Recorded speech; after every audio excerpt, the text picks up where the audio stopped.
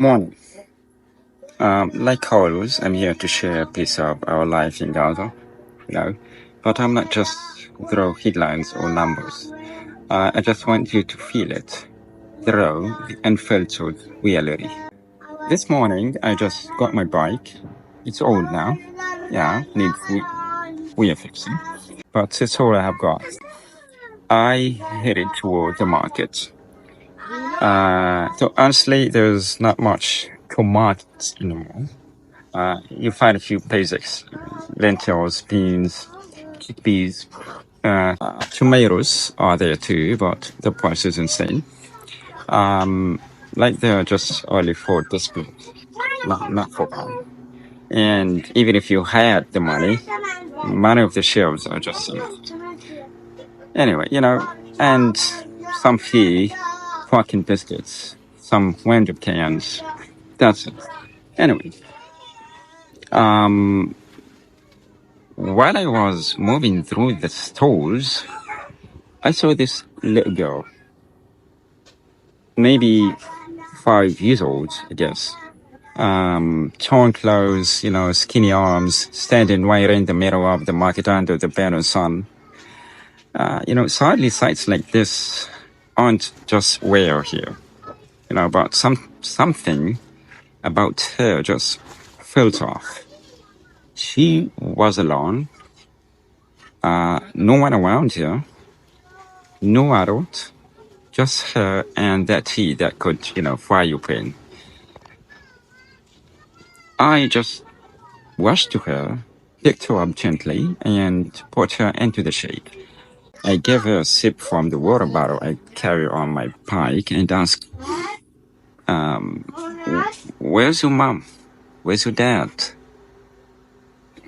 She just looked at me with eyes too tired for her age and whispered something I could barely hear. "They went to heaven," she said. "You mean what?" I asked her again, thinking I just didn't hear right. My hearing's not great after I just got hit by a rubber bullet years ago. But she repeated it. Same sort of voice, same words. They went to the heaven. For instance, just my heart stopped. I just couldn't wrap my head around it. I asked her where she sleeps, um, if she has a tent, a place to go, uh, and she just shook her head. A man nearby, just heard me and came over, and he told me she was just brought here by someone who was a so-called American aid point in Rafa City, or what is left from it, if there is still something is remaining in Rafa City. Anyway, he said that her parents were killed there. The man just dropped her off in the market, hoping someone would just figure out what to do with it. I didn't know what to do. I was literally paralyzed, and I can barely provide for my own 4 kids, and now this. He pulled her close, and hugged her tight, and the tears just came out. I didn't even try to stop them. I couldn't. Uh,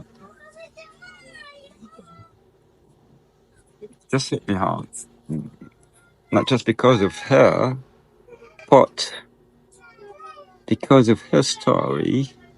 It's one of many, and she still doesn't even understand what just happened. The nightmare hasn't fully sunk in yet, but it will. There was no orphanage to take her in.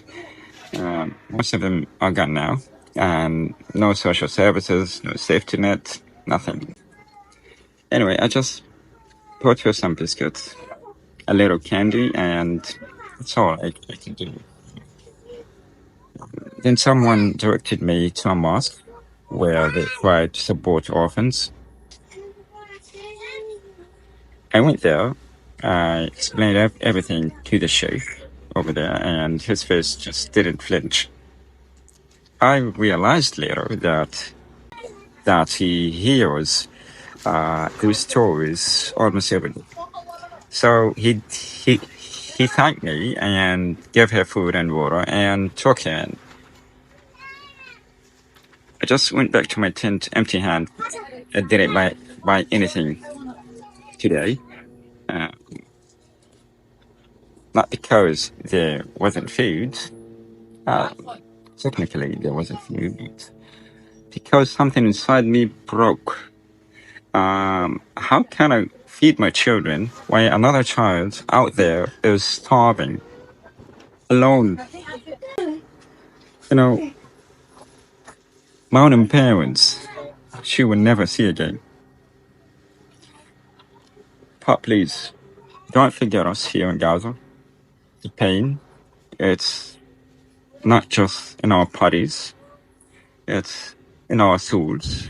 It's in the silence we could hear when no one is coming. And those wounds, they are too deep for time to heal. You, you know, even our pain is starting to feel pain.